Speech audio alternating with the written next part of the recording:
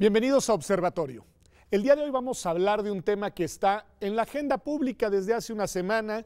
Lo estamos haciendo además sin saber cuál es la decisión que probablemente cuando usted vea este programa ya tomó la Sala Superior del Tribunal Electoral del Poder Judicial de la Federación sobre la posible, para nosotros hoy posible, anulación de la elección en Puebla. Y aunque no conocemos el resultado, hemos grabado este programa con anticipación, porque hay temas a los cuales hay que entrarles independientemente de lo que haya votado la mayoría de jueces electorales. Y el primer tema, que es un tema de suyo interesante, tiene que ver con la polémica que se ha generado en torno a la decisión, al parecer personalísima, en principio, de un magistrado de la Sala Superior de dar a conocer el proyecto que se le había encomendado para determinar si se anula o si se valida la elección poblana. Hacerlo además a través de una cuenta de Twitter y con un argumento, pues un argumento interesante, diciendo en aras de la transparencia y para informar a la opinión pública, este es el proyecto que he entregado o que entregaré, no sé si lo entregó antes o no, a sus colegas de la Sala Superior. Javier, ¿qué decir de esta decisión? Pues yo creo que lo primero que habría que decir, Pedro, es que es una decisión un tanto sorprendente, y es sorprendente creo que por lo menos por dos razones, ¿no? La primera es que, si bien es cierto que no es la primera vez que el Tribunal Electoral hace público un proyecto de un asunto que todavía no se discute y se vota en el... Ya teníamos algunos antecedentes. El reglamento interno del Tribunal Electoral es muy claro al señalar que ningún servidor público, incluidos los magistrados electorales, puede dar a conocer el sentido o el proyecto de un asunto que todavía no se ha resuelto. Y la única excepción que tenemos en la propia normatividad es cuando el propio pleno de la Sala Superior aprueba que se dé a conocer este tipo de proyectos. En este caso no tenemos constancia de que así haya sido. Si uno ve los estrados electrónicos, no está el acuerdo del pleno, e incluso si uno ve, por ejemplo, la redacción de los propios tweets del magistrado que dio a conocer el proyecto, es clarísimo que él habla en primera persona y dice: doy a conocer este proyecto por las dos razones que ya comentabas, ¿no? El tema de la transparencia y también un segundo tema que creo que es interesante y que quizá podríamos platicar, ¿no? Porque dice el magistrado que esto también sirve para evitar presiones políticas sobre la Sala Superior. A ver, pero centrémonos en el primer punto, porque el magistrado lo ha convertido en un argumento jurídico interesante. Ha dicho: la Constitución y los tratados internacionales están por encima del reglamento del tribunal, y en ese sentido, en aras del principio constitucional de máxima publicidad y de transparencia como un derecho, digamos, un principio rector de las políticas públicas en México, decidí tomar esa decisión que en ningún momento constituye una infracción legal. Emilio. A ver, cierto, adicionando lo que mencionaba Javier, el tuit del magistrado hace referencia al principio de justicia abierta, ¿sí? Una especie de símil de gobierno abierto, para poder informar sobre el contenido del proyecto. Es importante mencionar lo que señalas. El magistrado ha sido claro al señalar que el principio constitucional de transparencia prevalece sobre las reglas establecidas dentro del la propia normatividad del tribunal. Sin embargo, sí es importante mencionar que incluso tomando en consideración el principio constitucional de acceso a la información, este también tiene que llevarse a cabo o garantizarse de acuerdo a los estándares mismos del principio de transparencia. A ver, es importante mencionar que por lo que hace a la ley general o la ley federal de acceso a la información, sí se contempla que aquellas opiniones, aquellos documentos que contengan opiniones, puntos de vista personal sobre temas que implican deliberaciones, como es un caso particularmente relevante en términos de un proyecto de sentencia, es información reservada.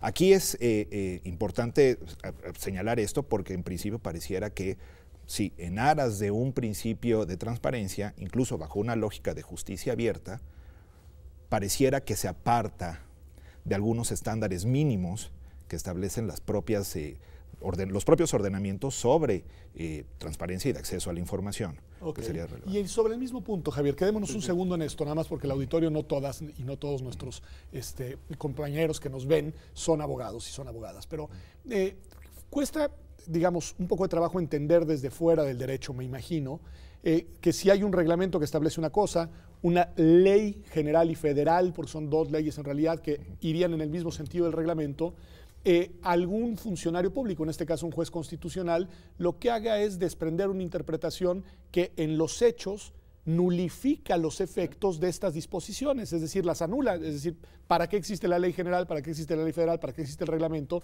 Si desde una interpretación de la Constitución se puede llegar a una decisión en sentido contrario.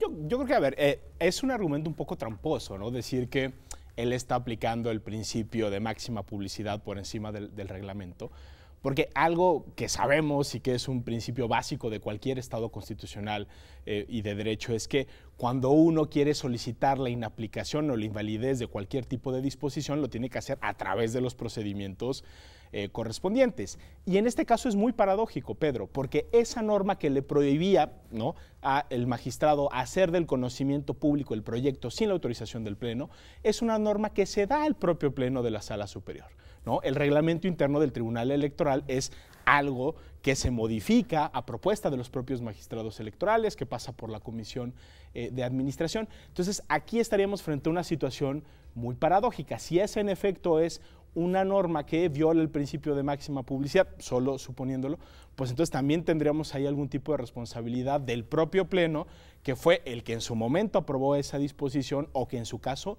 no la ha modificado. Entonces, en realidad creo que por las circunstancias del caso y por cómo se publicó el proyecto, es en verdad muy difícil, digamos, de comprar este argumento, porque ahí había un procedimiento que creo que hace plenamente compatible las dos cosas. Y además, ¿no? dice, sí se puede, pero si se ponen de acuerdo todos, si hay un acuerdo del Pleno, que entonces lo haga público. Y creo que además, y un razonamiento de por qué este caso en particular sí es importante hacerlo público, Okay. ¿no? O sea, antes de ir a la parte política, que me interesa mucho, una última pregunta, Emilio. ¿Se han presentado ya pues, actos formales de reclamación por parte, en este caso, del Partido Acción Nacional ante el propio Tribunal Electoral?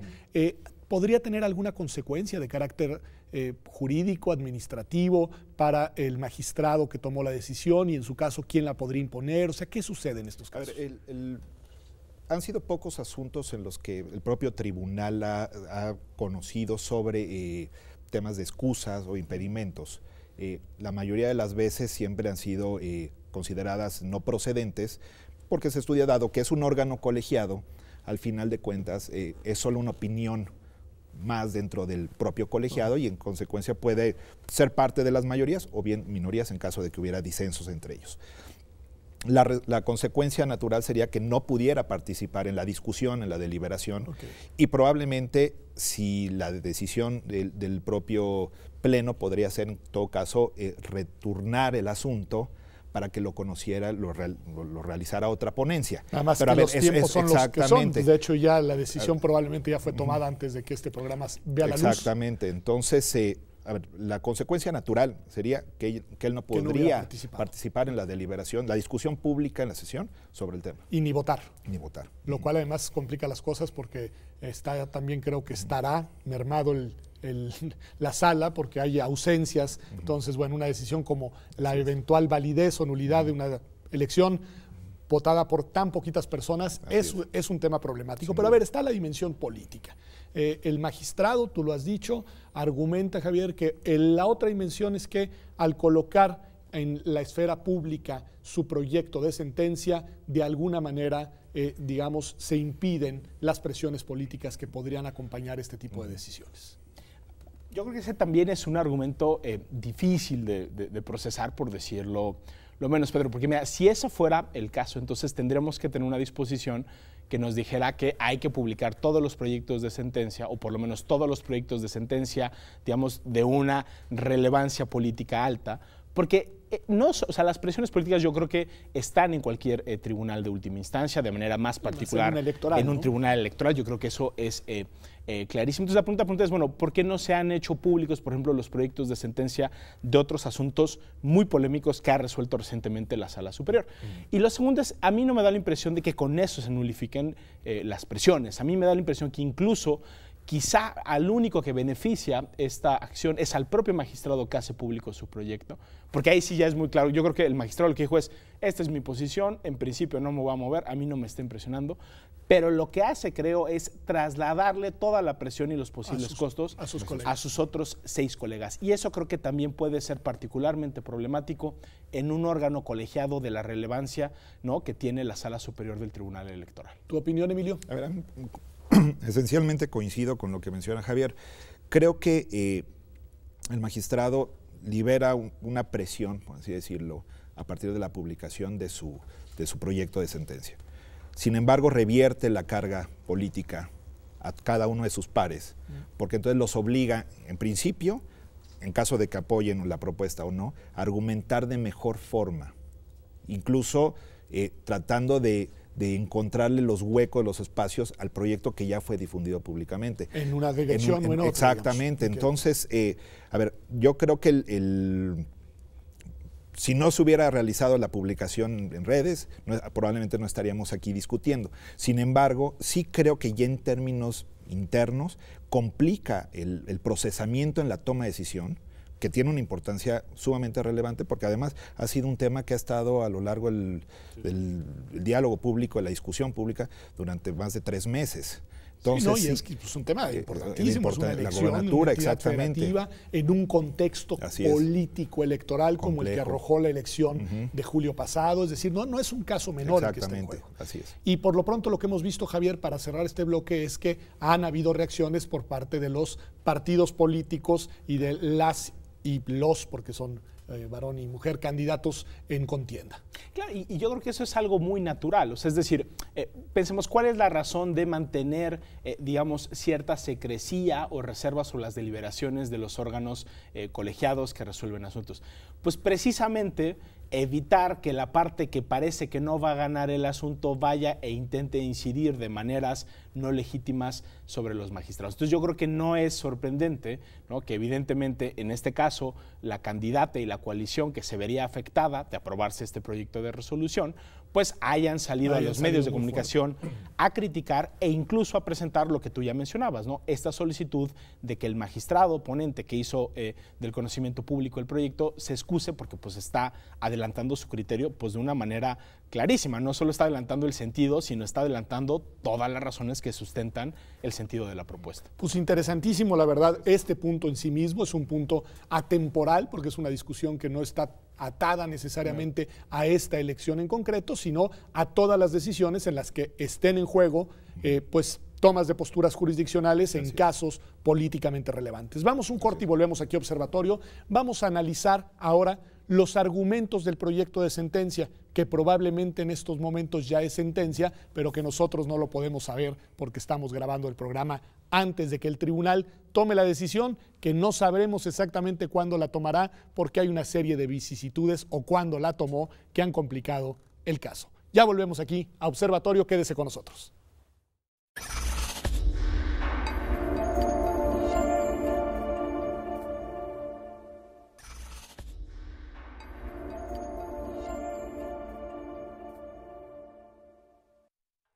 Estamos ya de vuelta aquí en Observatorio. Estamos analizando a ciegas nosotros, porque no sabemos en qué momento, cuando grabamos este programa, la Sala Superior del Tribunal Electoral del Poder Judicial de la Federación votará o votó la validez o la nulidad de la elección en el estado de Puebla, pero los argumentos y los elementos del caso nos permiten analizarlo así, en abstracto, por las implicaciones y vicisitudes que ha tenido en la opinión pública.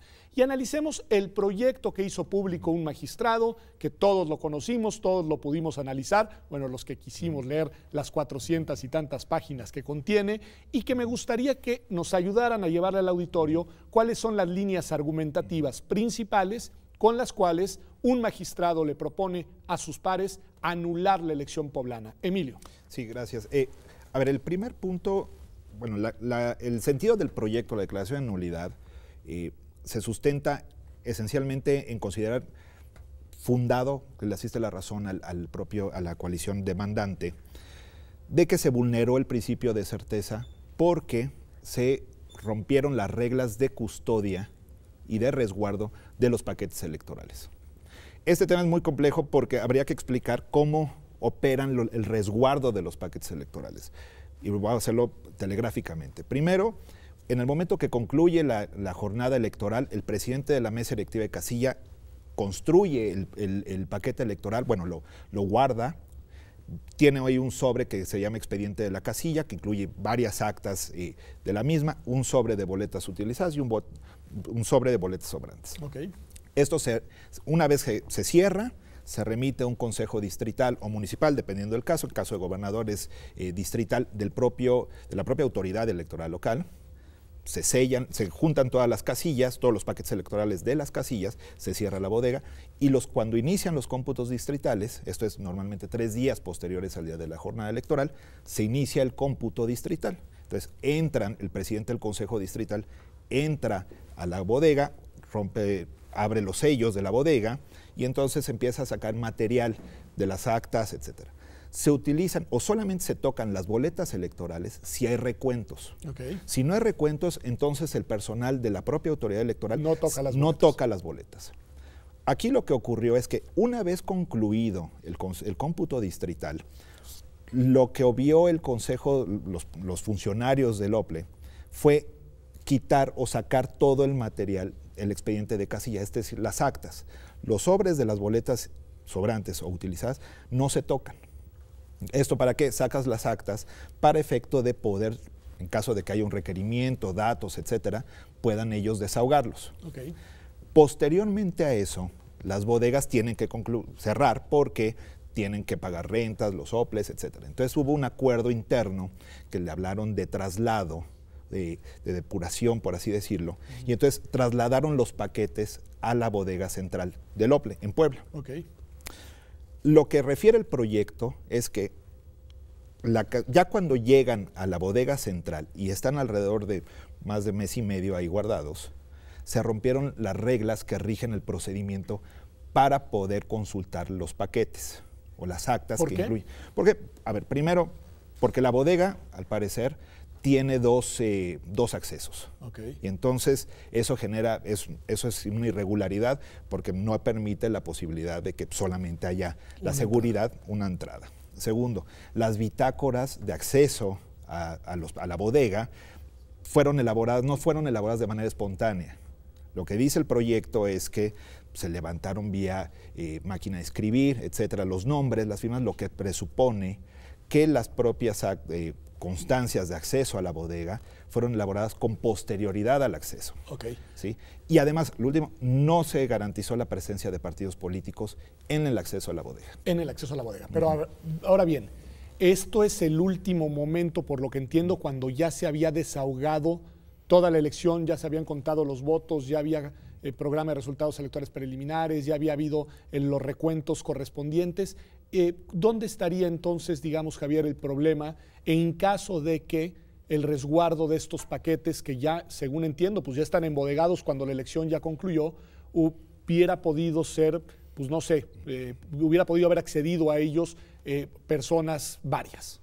Yo creo que lo que apuntas, o sea, es decir, este tema temporal es bien importante, Pedro, porque cuando uno piensa en las nulidades electorales o en las razones que le permiten a un tribunal, ya sea federal o local, decir que hay que dejar sin efectos una elección y que hay que convocar a nuevos comicios, siempre estamos pensando en irregularidades, si uno lee la ley o la jurisprudencia, que acontecieron o el día de la jornada electoral o antes, ¿no? ¿Y cuál es la idea detrás de una nulidad? O que un hay fraude en el conteo. Claro.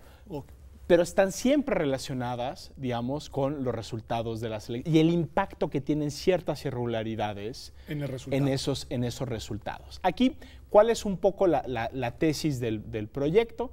Bueno, es la siguiente, es uno, que por una parte, si tú te recuerdas, si el auditorio quizá lo recuerde, se hizo un recuento completo de la votación. Se volvieron a Puebla, contar todas las boletas. Que fue muy polémico, porque si uno ve las causales expresas para recontar, la verdad es que esta elección parecía que no procedió a un recuento total, solo parcial. Aún así, la Sala Superior hace el recuento total, ¿no? Pero un poco la tesis que está implícita, porque además no es muy explícita en el proyecto, es que el primer cómputo no estuvo bien, no se recontó todo lo que se tenía que recontar, y que este segundo recuento, que, ojo, Recordemos que este recuento, el total, se hizo por propios magistrados del Tribunal Electoral, magistrados de las salas regionales. La tesis es que este segundo cómputo tampoco vale porque justo en ese intermedio pasó justo lo que nos acaba de platicar Emilio. La recontaron ya que estaban en la bodega central, digamos. Exacto, ya entiendo el punto.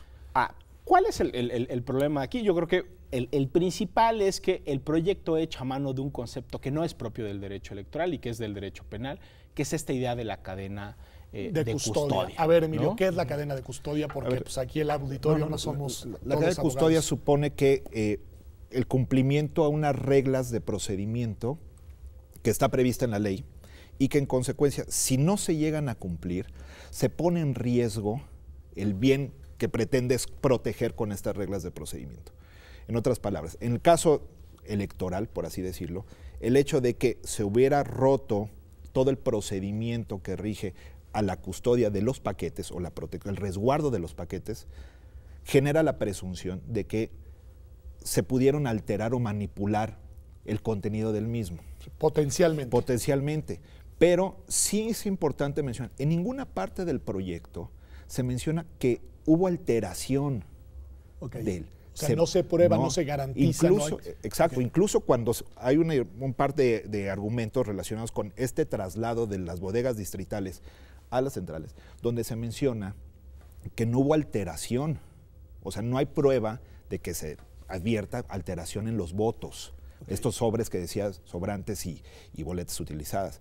Incluso tú analizas PREP, conteo rápido, que lo realiza el INE, el cómputo distrital, recuento jurisdiccional total, incluso el cómputo ya derivado de las impugnaciones que concluyen, y hay coincidencia en cada uno de los porcentajes de votación. Eso es lo que alega el PAN, ¿no? Que tienen todos los recuentos arriba de 100,000 votos de ventaja en todas las distintas conteos que se llevaron a cabo. Y yo creo que justo ese es el punto, Pedro, ¿no? O sea, mira, cuando pensamos en cadena de custodia estamos pensando piensa un ejemplo típico de un caso penal donde tienes, por ejemplo, un arma de fuego que además tiene una huella digital. Bueno, en ese caso es evidente que tú necesitas tener una serie de medidas de protección para garantizar que no haya una alteración de la prueba. Ahora, o sea, si nos tomamos en serio el tema de cadena de custodia, el propio Código Nacional de Procedimientos Penales dice de manera muy explícita que no basta con que se rompa la cadena de custodia para que en todo caso y en toda circunstancia esa prueba pierda de validez, sino que se tiene que demostrar por la autoridad competente precisamente que hubo una modificación de la prueba que hace que ya no sirva. En el caso de la elección de Puebla, tenemos un problema doble. En primer lugar es lo que dice Emilio, y es no tenemos de manera contundente ni clara, por lo menos en los términos que lo plantea el proyecto, evidencia de que en efecto se alteraron los documentos electorales. Acciones irregulares que alteraron el resultado electoral. Eso no está constatado en el proyecto. En el proyecto lo que dice implícitamente es que basta la duda. Y segundo, incluso si se llegara a acreditar de que hubo cierto tipo de alteraciones, que no habría que descartarlas. Entonces, lo que tendría que hacer la Sala Superior es una valoración conjunta del resto de elementos probatorios que están en los expedientes. Y aquí, en materia electoral, a diferencia de lo que tenemos en otras materias como la penal, son enormes o son muchos los mecanismos de control que tenemos. Tenemos el conteo rápido, tenemos las actas de un PREP que cerró cerca del 100% de conteo. Todos los partidos políticos se quedan con copias de las actas que se levantan en las casillas. ¿Dónde están los números? ¿Dónde están las cifras? En un momento previo a donde supuestamente se pudieron haber cometido las irregularidades. Entonces, algo que no nos explica el proyecto y que es fundamental en cualquier análisis de nulidad es cómo esas posibles irregularidades pudieron haber modificado el resultado de la elección. Y aquí parece, con todos los elementos que tenemos, por lo menos en el espacio público y que se han hecho del conocimiento público por las autoridades, sí vemos una coincidencia en el resultado y sí vemos un margen de pues, por lo menos unos 3 o 4 puntos porcentuales, que en el caso de una elección como la de Puebla, pues es bastante amplio. Emilio, me recuerda un poco, no sé, dime tú, al razonamiento que se siguió por el propio tribunal en el caso de la sentencia del Bronco.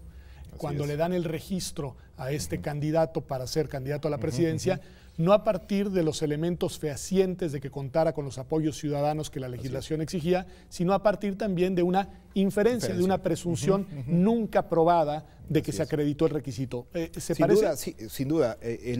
Pareciera que en estos asuntos donde se invoca principios penales y quieren ajustarlos a la materia electoral, se llegan a conclusiones pareciera desafortunadas. Okay. El caso del Bronco, evidentemente, había una serie de irregularidades demostradas por la autoridad electoral, en este caso el INE, sobre el tema del apoyo ciudadano, pero para la Sala Superior no era suficiente eso, sino que bastaban para algunos argumentos que traía el propio candidato independiente para remontar y considerar que el actuar de la autoridad no había generado certeza.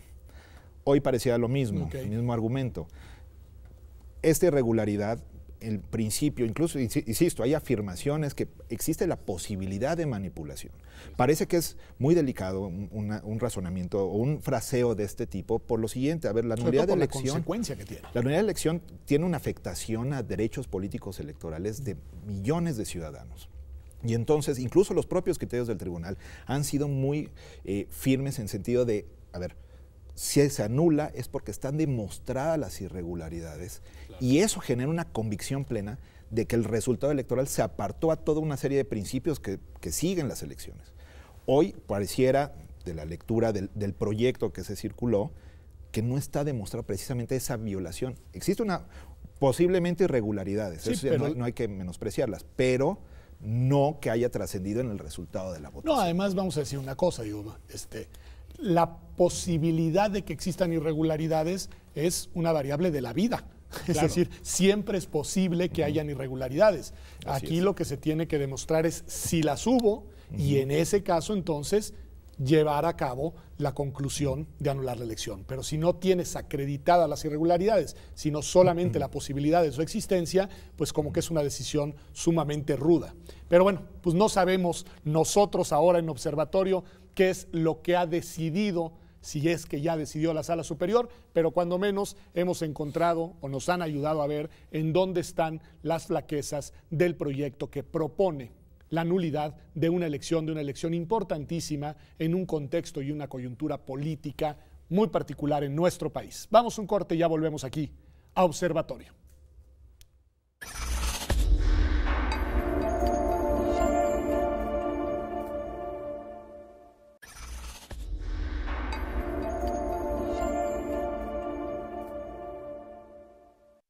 Ya estamos aquí de vuelta en Observatorio Semanal, y estamos analizando esta decisión que probablemente ya tuvo lugar en estos días antes de que nosotros grabáramos este programa, o mejor dicho, después de que lo grabáramos, y que ha sido la decisión o no de anular la elección de Puebla de julio de 2018.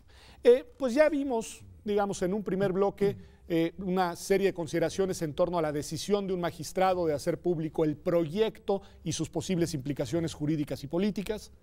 Analizamos en un segundo bloque, pues, cuáles son los argumentos que propone el magistrado o que propuso el magistrado a la Sala Superior y que habrán llevado probablemente ya una decisión a ese cuerpo colegiado. Y ahora lo que les quiero preguntar es, a ver, ¿qué decir de un tribunal que ha estado tanto en el ojo del huracán político? Hay varias decisiones ya desde hace un año, la decisión de la validación de la elección de Coahuila, muy polémica también, en un proyecto presentado por el mismo magistrado que presenta ahora Puebla, pero en sentido contrario. La decisión también de la validación de la elección del Estado de México, que aunque ahí me da la impresión que habían argumentos para validarla, también generó polémica. Posteriormente, la decisión a la que ya aludimos, de otorgarle el registro al candidato, el Bronco, en la elección presidencial. Después, la decisión de revocar la sanción impuesta en el caso de un fideicomiso multimillonario por el INE a el partido precisamente Morena, que fue muy polémica, y ahora esta discusión sobre el caso poblano. En todos los casos, mucho debate público, mucho juicio muy severo por parte de la academia y una polémica de opinión que vale la pena, pues, hacer un corte de caja y decir, ¿qué nos dice esto, Javier?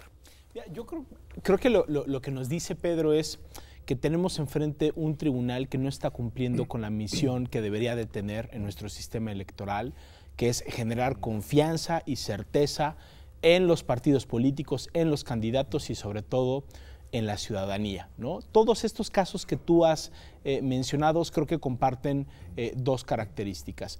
Por un lado, que tienen una lectura política, ¿no? Donde parece que el Tribunal Electoral antes de las elecciones de julio de 2018 parecía favorecer al partido entonces mayoritario y que tenía la presidencia, y que ahora después de las elecciones parece que los magistrados ahora están favoreciendo a la nueva mayoría. Entonces tiene una dimensión política que hace que esté en el debate público. Pero la segunda característica, y quizá la más importante en términos jurídicos, es que todas estas sentencias comparten algo, y es que tienen graves deficiencias argumentativas. Entonces no solo son sentencias que parece que benefician a ciertos actores controvertidas, sino que también jurídicamente deficientes. Y que jurídicamente tienen muchas deficiencias. Hay sentencias que son abiertamente contradictorias, ¿no? Yo creo que el caso de los candidatos o los que aspiraban a ser candidatos independientes, Armando Ríos Peter y Jaime Eliodoro Rodríguez Calderón, es un ejemplo extraordinario de cómo frente a casos sustancialmente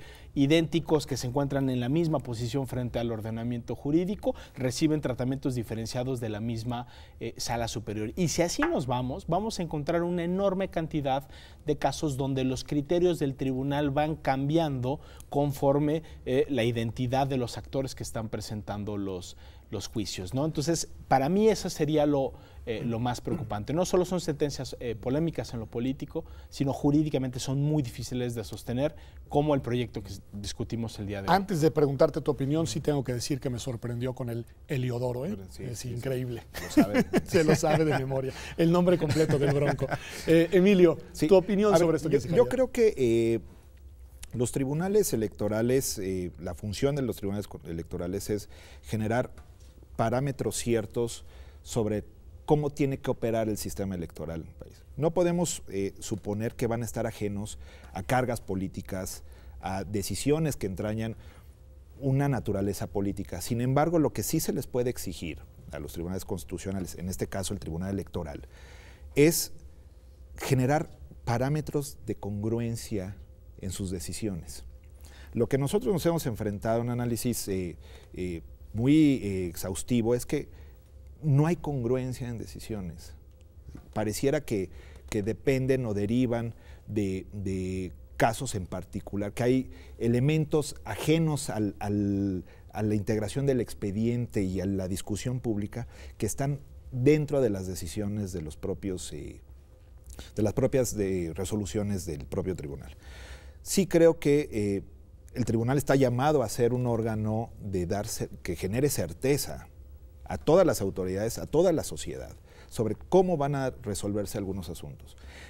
Si tú analizaras la resolución, por un ejemplo aquí en la Ciudad de México, sobre la alcaldía de Coyoacán, fueron muy exigentes en términos de prueba, y ahora, si esto se aprueba en los términos, un caso con no es igual, es exactamente. Entonces, a ver, creo que no se puede tener este tipo de diferencias, a menos que estén debidamente argumentadas, que es lo que señala Javier, pero además que estén sustentadas en elementos que integran el expediente. Pareciera que hay una carga política que está prevaleciendo sobre las decisiones. Entonces serían tres dimensiones. Una dimensión de cuestionamiento político, ¿no? por las lecturas a las que se prestan las decisiones. Otra que tiene que ver con falencias en la construcción argumentativa interna de cada sentencia. Y un tercer elemento, esta inconsistencia en el sentido de decisiones en casos muy parecidos. Y eso pues ha generado también una serie de debates en otra arena, que es la arena de las posibles correcciones al sistema electoral, de las posibles reformas electorales, de los posibles ajustes incluso a los nombramientos en los cargos y en la duración de los cargos, en este caso de los magistrados. ¿Qué decir de eso, Javier? Porque también genera otro tipo de incertidumbre, claro. La incertidumbre sobre las reglas. Yo creo que el problema es que la situación que estamos viviendo nos pone en el peor de los mundos posibles, Pedro, ¿no? Yo creo que si lo pensamos en abstracto, ¿no? Quizá el procedimiento de designación que tenemos de magistrados electorales no es el mejor, ¿no? Yo creo que podríamos identificar ahí muchas cosas que se podrían mejorar.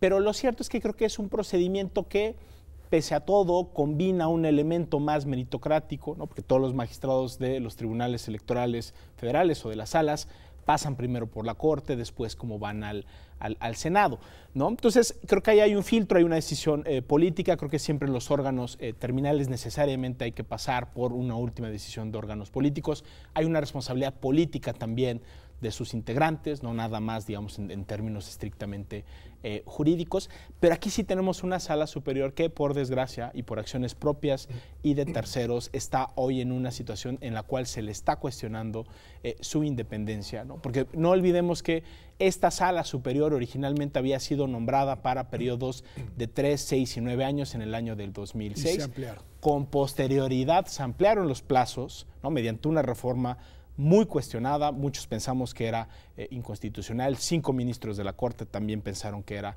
inconstitucional, que les amplió el periodo, que les generó un beneficio, ¿no? Y hoy en día creo que no es casualidad que justo antes de que se resuelva este tipo de asuntos se han presentado nuevas iniciativas ahora para tratar de revertir esa ampliación de los periodos. A ver, eso metió ¿no? mucho ruido. Incluso la candidata del PAN, candidata vencedora en principio, alegó ese argumento. ¿Qué decir de eso, Emilio? Lo que dijo yo creo que, insisto, coincido con lo que señala Javier. Esta integración viene de una serie de reformas legales que evidentemente cuestionaron la integración. Mermaron. ¿no? Mermaron, exactamente. Pero dentro de los controles que el propio Estado tiene, la propia Corte validó esa decisión. Entonces, creo que ahí podríamos cerrar este capítulo sobre cómo está integrado ahora. Pero sí creo que este tipo de acciones por parte de modificar la integración no tiene por qué incidir en la decisión del órgano ni del propio magistrado. ¿Por qué? Porque para eso ellos cuentan con un carácter de independencia y por eso fueron nombrados. A ver, tú integras este tipo de órganos con personas que están en principio preparadas para aguantar pues es que ese es este el punto, tipo de porque presiones. El punto es, te están amenazando de que te vas a quedar sin chamba. Exacto. Pero a ver, al final pues es una decisión que trasciende más allá del órgano con el cual estás desempeñándote. Entonces creo que si este tipo de decisiones de posible reducción del periodo de designación trascienden en tu actuar, pues entonces ya creo que no habría una discusión mucho más delicada sobre si son las personas adecuadas para el desempeño del cargo. Porque, insisto, presiones me parece que siempre van a tener. Siempre van a haber, Javier. Y yo quizá lo único que diría es, mira, Pedro, yo creo que Emilio tiene toda la razón. O sea, siempre va a haber presiones y más en un tribunal electoral. Pero bien decía un magistrado de la primera integración del tribunal electoral que no hay presiones sino presionados, ¿no? Y aquí sí creo que el elemento personal es muy importante. Este tipo de amenazas de juicio político, de nuevas integraciones, han sido una constante a lo largo de nuestra historia democrática y predemocrática, ¿no? Muchos de los órganos que fueron antecesores del Tribunal Electoral del Poder Judicial de la Federación fueron renovados de manera anticipada. Hemos visto renovaciones también en el órgano electoral administrativo. Eso es algo, creo que, por desgracia, ¿no?, ha sido una constante en este proceso de consolidación democrática que hemos tenido. Pero la única manera que tenemos para saber si los jueces están tomando en serio su encargo, incluso a pesar de ese tipo de presiones, son sus decisiones y son sus razonamientos. Y esta integración de la Sala Superior lo que nos ha demostrado es que en asuntos de altísima relevancia política y donde parece que están todas las presiones, las argumentaciones que tenemos sobre la mesa son muy pobres. Y eso, por desgracia, no nos permite tener otra lectura más allá de que es muy posible de que sean decisiones más guiadas por la política que por el derecho. Y eso es gravísimo en el caso de un tribunal constitucional, Emilio. Quizá para cerrar el programa vale la pena que hagas una reflexión sobre ese punto, porque tal vez nuestro auditorio, no todas, no todos, tenemos con claridad cuál es la relevancia de este tribunal en concreto dentro de nuestro sistema electoral. A ver, de entrada este tribunal es muy importante por lo siguiente. Tiene la posibilidad de garantizar el ejercicio y de reponer derechos de las personas. Okay. Entonces, y además de en sus decisiones, analizar si la ley, las decisiones se ajustan a un parámetro de constitucionalidad. El hecho de que, perdón, que este tribunal, perdón, deja todo, wow. El hecho de que este tribunal tenga ese carácter sí genera una importancia superlativa en la forma en la cual funciona nuestra democracia. Si nosotros vemos que el tribunal está haciendo, no está cumpliendo con el papel al cual está llamado a hacer, de generar certeza, de proteger derechos, de que no estén sujetos a posibles presiones y que esas presiones, aunque lo estén, sigan existiendo, no modifiquen o no cambien sus decisiones o sus argumentos. No orienten sus argumentos. Exactamente. Creo que estaríamos desvirtuando la naturaleza propia del órgano. Creo que el órgano al final tiene que mantenerse incólume ante presiones, ante cualquier decisión política. Eso no lo tienen que afectar, sobre todo por la importancia que tienen sus actos, proteger derechos y garantizar la constitucionalidad de los actos en esta materia. Y de alguna manera es la válvula de garantía de todo el sistema democrático en su conjunto. Pues bueno, pues muchísimas gracias, Emilio, en verdad, por haber estado aquí en Observatorio. Gracias, Javier. Es muy importante lo que nos han ayudado a entender, porque luego se trata de cuestiones pues muy técnicas, muy complejas, y los abogados suelen enredarlas todavía más. Así que desenredarlas y llevar a la opinión pública en dónde están los problemas argumentativos, en dónde están los desafíos, digamos, jurisdiccionales, y en dónde está también la ubicación política de un tribunal de esta naturaleza, que, como bien dicen, pues siempre va a ser inevitablemente objeto de una multiplicidad de presiones y que precisamente en su naturaleza institucional debe estar la capacidad de resistir.